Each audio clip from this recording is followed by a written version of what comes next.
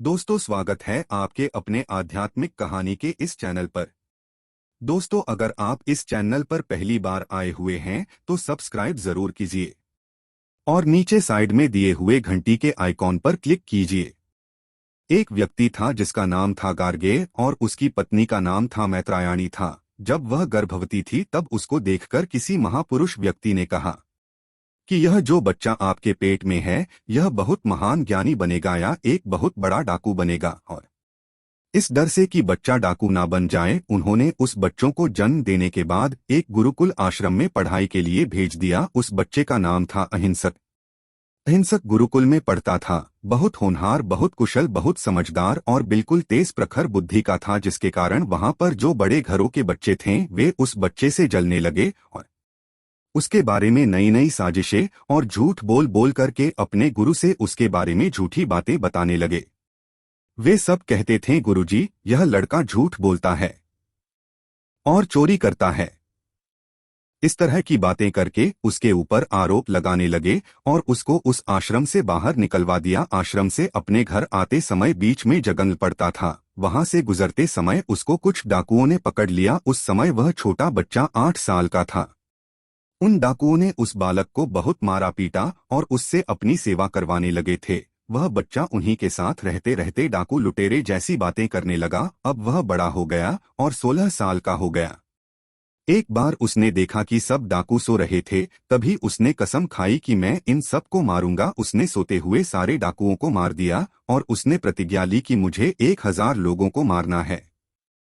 एक बार भगवान बुद्ध एक गांव में गए। गांव में प्रवचन देने के बाद वह पहाड़ी की तरफ चलने लगे तो गांव के लोगों ने कहा है, महापुरुष, वहां एक बहुत बड़ा बदमाश डाकू रहता है और वह आपको भी नहीं छोड़ेगा, बेशक आप दूसरे रास्ते से चले जाएं।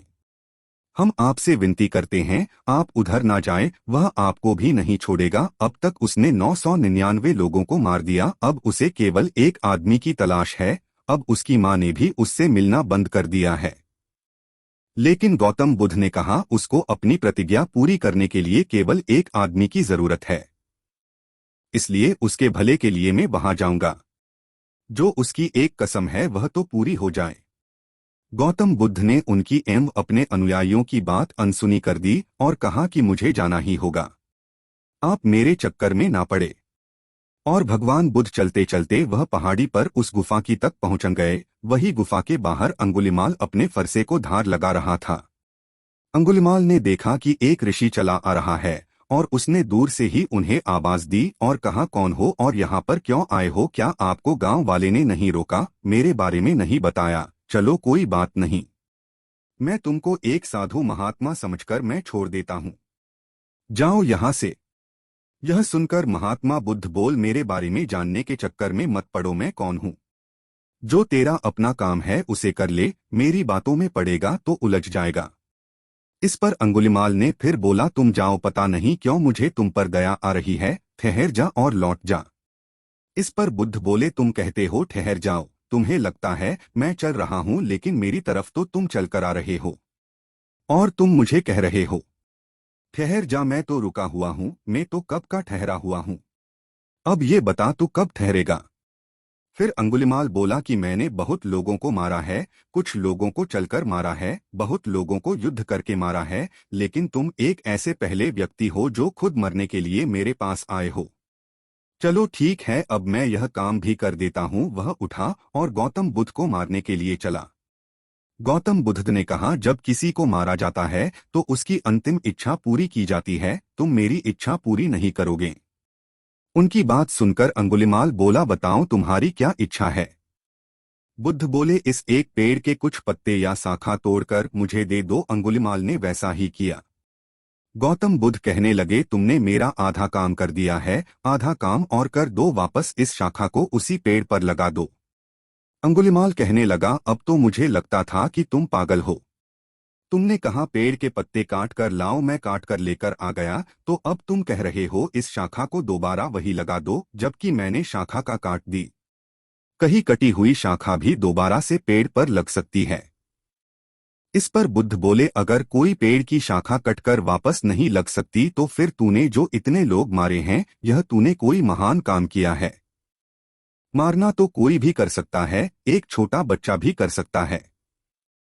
तूने कभी एक पीला पत्ता हरा किया है? तूने कभी एक सूखा पत्ता हरा किया है? तूने कभी कुछ चींटी बनाई है? बनाने का काम महान होता है, मारना मिटाना यह छोटा काम है। यह कोई भी कर सकता है। तू सोचता है कि तू बहुत बड़ा डाकू है, तू कुछ नहीं है। तभी अंगुलिमाल को एहसास हुआ कि हाँ, मैंने गलती की है।